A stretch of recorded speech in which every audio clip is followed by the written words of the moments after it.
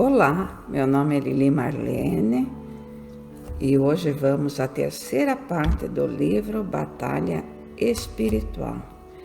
Queridos amigos, queridas amigas, família maravilhosa do YouTube, que todos os dias estamos juntos através dos vídeos dos livros postados no meu canal. Gostaria de agradecer a cada um de vocês e pedir que compartilhe, se esses vídeos estão te ajudando, compartilhe com as pessoas que você ama, dê o seu like, inscreva-se no canal, que assim vocês receberão todas as postagens dos novos vídeos em primeira mão e também me ajudam a manter o canal ativo. Gratidão a todos e vamos ao livro. Então, batalha espiritual, todos, ninguém vive sem batalha espiritual, todos somos praticamente testados no nosso dia a dia. Para compreendermos, vamos ver como é que nós somos, como é que eu, você somos. Então, é como ser dirigido pelo Espírito de Deus. Podemos compreender de que modo Deus realmente nos orienta e nos guia por meio de nosso espírito, ao reconhecimento da natureza humana, a qual é composta de espírito, alma e corpo. É indispensável, pois, a cada um que entenda que o novo nascimento fez de você um ser espiritual. Então, todos nós temos um corpo, uma alma e um espírito. Então, por isso que sofremos as batalhas espirituais. Por isso, todos nós deveremos sempre pedir a direção de Deus para que possamos viver sem tantas batalhas espirituais. Então, coloque-se em uma posição agradável, feche os olhos e diga comigo: meu Deus, peço a sua orientação, instrui a minha mente, abre os meus olhos para enxergar a direção certa, aquela que devo seguir. Na hora de fazer uma escolha, Senhor, que a tua sabedoria me guie. Tenho certeza que as minhas decisões, então, só trarão benefícios e alegrias para mim e para todos. Amém. A Bíblia também nos orienta sobre decisões precipitadas. Está no livro de Provérbios 19. Diz assim: agiram precipitadamente, não obedeceram a Deus e pagaram um alto preço. A Bíblia diz que a maldição sem causa não vem.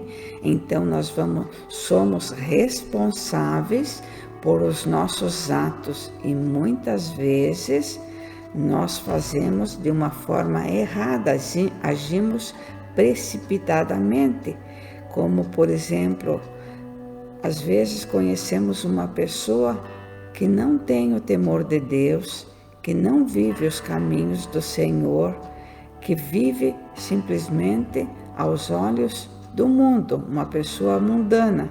Muitas vezes escolhemos essa pessoa para vivermos juntos, ou fazermos uma sociedade, ou trabalharmos juntos, e com certeza não será abençoado e viveremos batalhas espirituais constantes. No livro de Provérbios 15, nos diz, no livro de Provérbios 15, 16, nos diz assim: melhor é o pouco com o temor do Senhor do que um grande tesouro onde há inquietação. Muitas pessoas entram em sociedades com pessoas que são criminosas, ladrões, até mesmo políticos, sábios, doutores da lei, e não vivem os caminhos do Senhor e são, então, conduzidos por impiedades, não têm o coração o coração do próprio Deus, mas sentem como se fosse uma coisa mundana do mundo. E por isso vêm as desgraças e as batalhas espirituais. Não quero dizer de jeito nenhum que todos os políticos são corruptos, de forma nenhuma. A grande maioria são pessoas de bem, pessoas dignas e pessoas tementes, mesmo que não tenham religiões, são pessoas extremamente corretas. Eu quero dizer aqueles que têm tendências a viverem de uma forma errada, trapaceando os outros. Quando vivemos dessa forma, de maneira correta, nós temos toda a certeza que o Senhor nos conduz. Em Gênesis 28:15, ele nos diz assim: e eis que estou contigo, e te guardarei por onde quer que fores, e te farei retornar a esta terra, porque não te deixarei até que haja feito o que te disse. Então são promessas e nós temos que acreditar nessas promessas de Deus. Nós aprendemos na Bíblia que Deus, o próprio Deus, se manifestou lá no monte a Moisés. E a primeira aparição está na Bíblia em Êxodo 20, do 1 ao 17, em que Deus dita diretamente a Moisés no Monte Sinai. E na segunda está em Deuteronômio 5, do 5 ao 21, Moisés, depois de ter com Deus no Monte Herobe, retransmite os mandamentos aos hebreus. Os mandamentos da lei de Deus são as 10 frases ditas pelo próprio Deus, que escreveu em tábuas de pedra, conforme o relato que nós aprendemos e vemos no livro do Êxodo, capítulo 20, e do livro de Deuteronômio, capítulo 5. Os 10 mandamentos são: primeiro, não adorar a Deus e amá-lo sobre todas as coisas. Segundo, não usar o santo nome de Deus em vão. Terceiro, santificar os domingos e festas de guarda. Quarto, honrar pai e mãe. Muitos pecam neste mandamento, porque o mandamento de cuidar, às vezes, dos pais já idosos, doentes, é obrigação de cada filho. Não matarás, é o quinto. E muitas pessoas matam mesmo com a língua, matam muito mais do que com armas. Sexto mandamento, guardar castidade nas palavras e nas obras.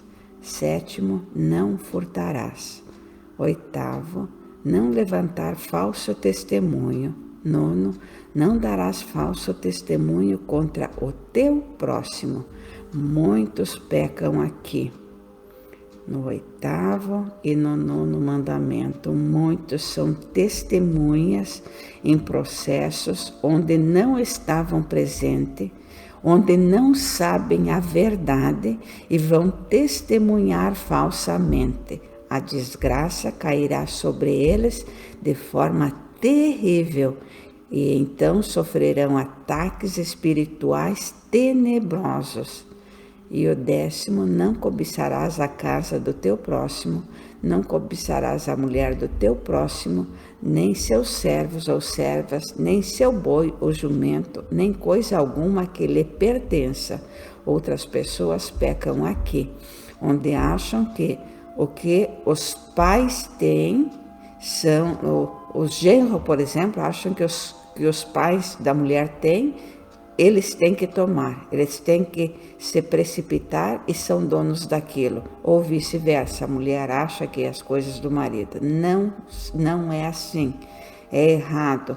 Então a desgraça cairá sobre a casa deles com desgraças uma em cima da outra e viverão eternamente em batalhas espirituais. Muitas pessoas acham que guardar os mandamentos é errado, mas vejamos por que devemos guardar os mandamentos de Deus. Guardar os mandamentos põe-nos em harmonia com a Deidade, tornamo-nos um com o propósito, com o Pai e o Filho. Quando somos um com Deus, andamos em luz espiritual permanente. Quando guardamos os mandamentos, o Espírito permite a presença do Espírito Santo, permanece conosco e recebemos dele orientação e revelação pessoal para tudo o que fizermos e o que deveremos fazer e não fazer. Vejamos o porquê devemos honrar os mandamentos, o que ele nos ensina.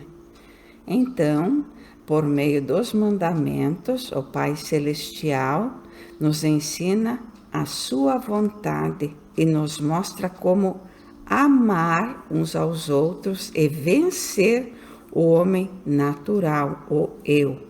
A obediência aos mandamentos prepara-nos para voltarmos à presença de Deus e alcançarmos a vida eterna tão sonhada e tão desejada por todo ser humano. Quando compreendermos isso, nós passamos a honrar os mandamentos e vê-los como uma bênção e não mais como um fardo imposto por Deus a cada um de nós. Vamos ver através do ensinamento no livro de Enoque, na Bíblia, quais são os dois grandes ensinamentos dos dois mandamentos principais que deveremos honrar. Começo com o que Jesus ensinou sobre quais eram os dois grandes mandamentos. O primeiro, amarás ao Senhor teu Deus de todo o teu coração, de toda a tua alma e de todo o teu pensamento. Este é o primeiro e grande mandamento. E o segundo, semelhante a este, é: amarás o teu próximo como a ti mesmo. Então, querido amigo, querida amiga, querida família do YouTube, aqui no segundo mandamento está o grande erro da maioria da humanidade. Eu, inclusive, pequei muito em relação a este mandamento, que é: amarás o teu próximo como a ti mesmo. Não mais, não mais. Eu, erroneamente, sempre colocava o outro em primeiro. Não, primeiro eu tenho que me amar, me respeitar, fazer tudo que existe de melhor para mim, para depois ter amor suficiente para amar o próximo. Então, se você está vivendo assim, está vivendo e tendo ataques espirituais, aprenda a se amar. Quando você aprender a se amar, você será curado principalmente de depressão e de desejos suicidas. Muitas e muitas pessoas se suicidam por amor à esposa, por amor ao esposo, por amor a algum filho, e se suicidam porque colocaram o outro em primeiro lugar. Infelizmente, isso acontece muito, muito, muito na vida. Eu, inclusive, tive um caso assim em minha família e devemos levar isso muito a sério, porque nós temos que nos amar como Cristo realmente nos diz que é importantíssimo. Ame o Senhor, o seu Deus, de todo o seu coração, de toda a sua alma e de todo o seu entendimento. Mateus 22, 37. E o segundo, o mais importante é: ame o seu próximo como a si mesmo. Mateus 22, 39. Não mais. como a ti. E o segundo mandamento ensina-nos também que Deus colocou esse mandamento. Quando amamos o próximo como a nós mesmos, nós queremos para o nosso próximo as mesmas coisas que queremos para nós.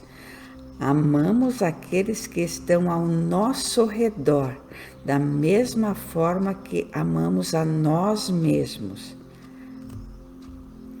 E quando nós colocamos em nossa vida o primeiro mandamento, então, que é amar a Deus acima de todas as coisas, significa colocar Deus em primeiro lugar na nossa vida, ou seja, a vontade de Deus vem primeiro e as minhas necessidades e desejos sempre virão depois.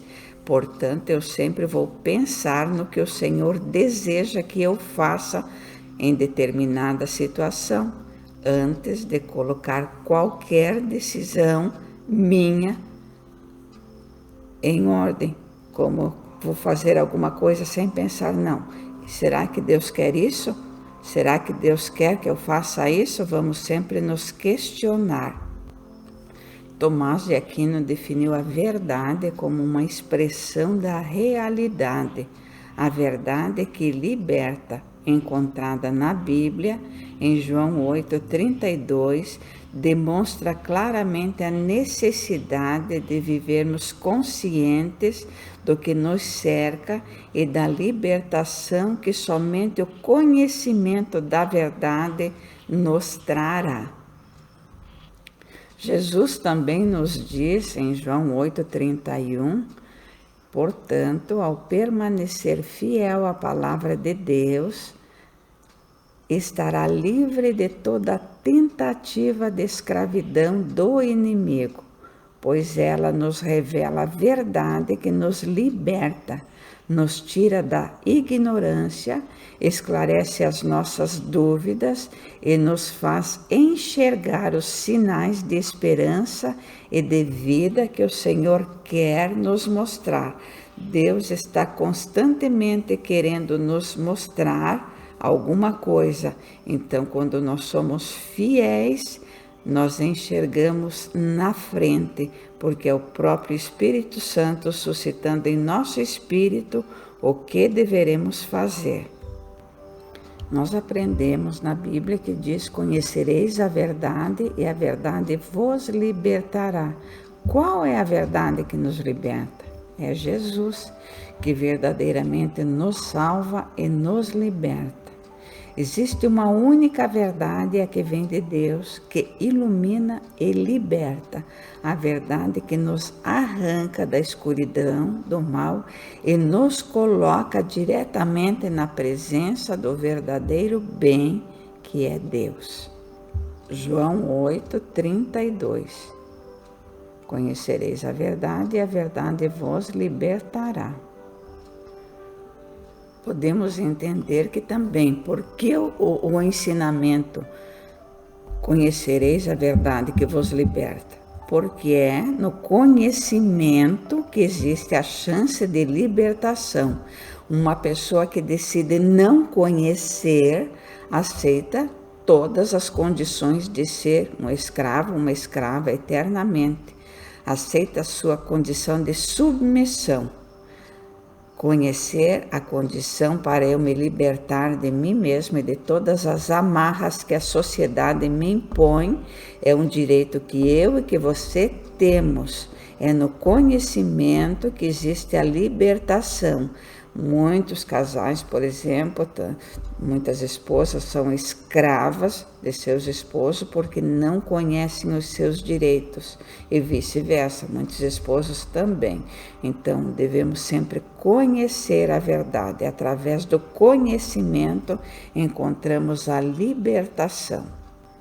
Desejo que você seja fiel a ponto de ver a honra de Deus em sua vida, do Senhor, e prosperar em todas as áreas de sua vida. Afinal, nunca te esqueça, fidelidade produz livramento e abre todos os caminhos para os milagres extraordinários acontecerem. Vocês poderão se questionar: e que devo fazer para como eu devo fazer para conhecer Deus?